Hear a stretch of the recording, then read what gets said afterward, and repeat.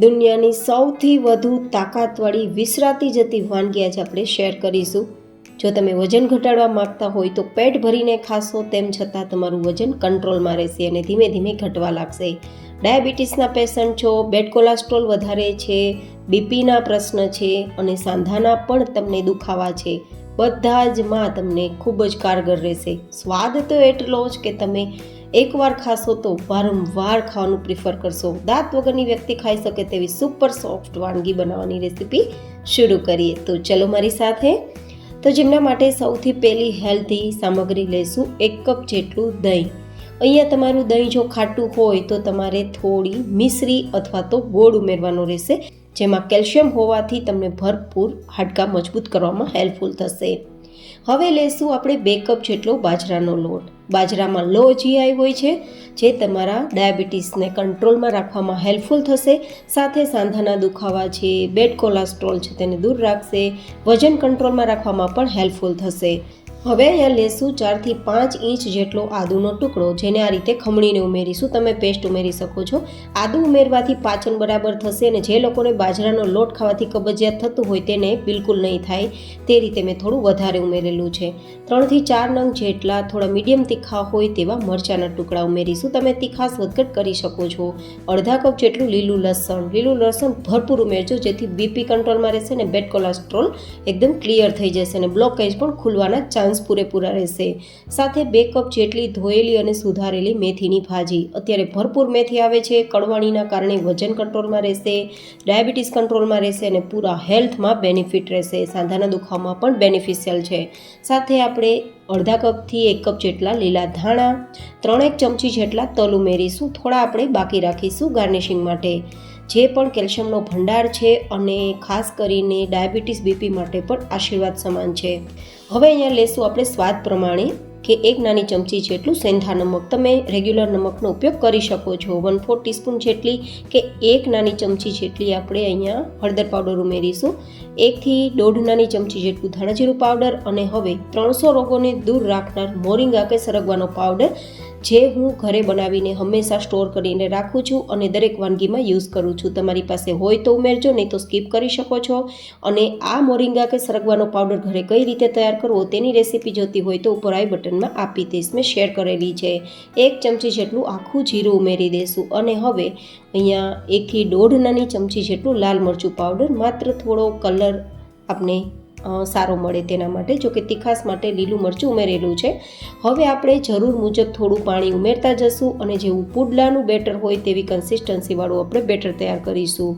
આ આપણી વાનગી છે તે વિસરાતી વાનગી પણ કહી શકો, જેનું નામ છે બાજરી મેથીના ચમચમિયા, જે આપણા નાની દાદી વખતથી બનતા આવેલા છે. આજકાલ પણ ઘણા લોકો જૂની રૂઢીના હશે અથવા તો વડીલો જેને યાદ હશે તે લોકો આજે પણ બનાવતા હશે અને આ વાનગી તેમને પસંદ પણ હશે. પણ જેમ જેમ સમય જતો જાય છે તેમ આવી બધી વાનગીઓ હેલ્ધી હોવા છતાં વિસરાતી જાય છે અને આપણે બનાવતા પણ નથી. તો એકવાર ટ્રાય કરજો, સ્વાદ ખૂબ જ સારો લાગશે, બધા જને પસંદ આવશે અને જે ખાશે તેની હેલ્થ એટલી સારી થઈ જશે કે તમે વાત ના પૂછો. આ રીતે આપણું બેટર તૈયાર થઈ ગયું છે. તો હવે તેને ફર્મેન્ટેશન માટે 1 પેકેટ ઈનો ઉમેરું છું. તમે અહીંયા ખાવાનો સોડા 1 નાની ચમચી જેટલો ઉમેરી શકો છો અને તેમાં થોડું 1-2 ચમચી પાણી ઉમેરીને ફટાફટ મિક્સ કરી દેશું. આ બેટરને આપણે રેસ્ટ આપવાની બિલકુલ જરૂર નથી. જેવું આપણું બેટર સરસ તૈયાર થાય કે ફટાફટ ઈનો આપણે ઉમેરી અને આ રીતે મિક્સ કરી અને ફટાફટ તમે આ રીતે ચમચમિયા તૈયાર કરી શકો છો. ફટાફટ તો બનશે પણ ખૂબ જ પસંદ આવશે. ઠંડા થઈ ગયા બાદ પણ ભાવશે.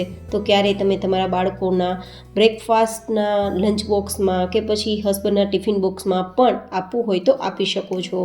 હવે આપણે તેને તૈયાર કરવા માટે તવો ગરમ કરીશું. તમે રેગ્યુલર તવો લઈ શકો છો, પણ મારી પાસે આ રીતે પેનકેક તવો છે તો હું તેનો યુઝ કરું છું.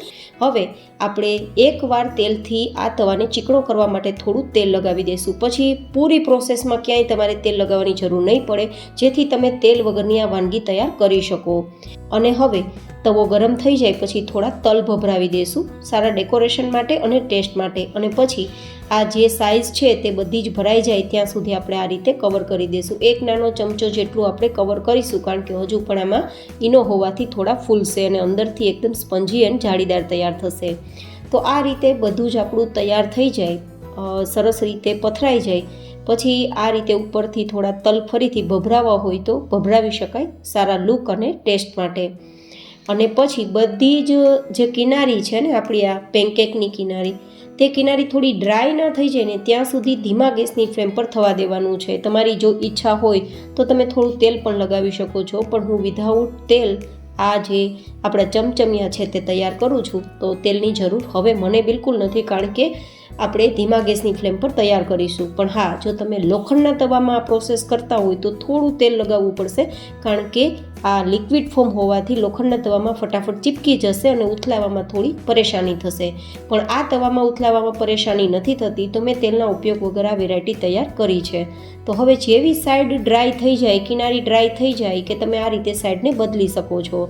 અને ફરીથી નીચેની સરફેસ પણ થોડી ગોલ્ડન થાય ત્યાં સુધી તમે આ જ રીતે તેને ધીમા ગેસની ફ્લેમ પર કૂક કરી શકો છો.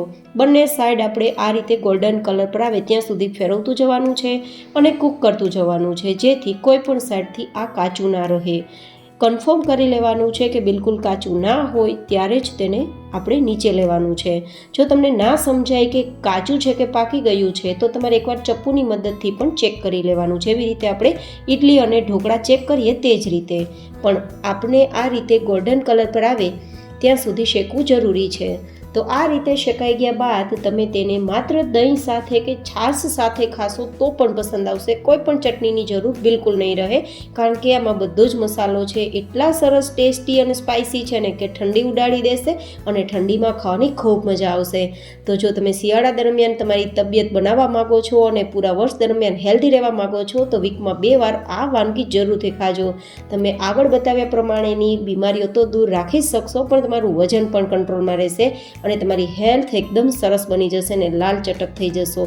ઘણા બધા શરીરના દુખાવા પણ તમને દૂર રહેશે. તો કેવી લાગી તમને મારી આજની આ વાનગી એ જરૂર બતાવજો. તમે આ રીતે ખોલીને જોશો ને તો એકદમ અંદરથી એકદમ સોફ્ટ પણ છે અને સ્પોન્જી પણ છે, તો ખૂબ પસંદ આવશે.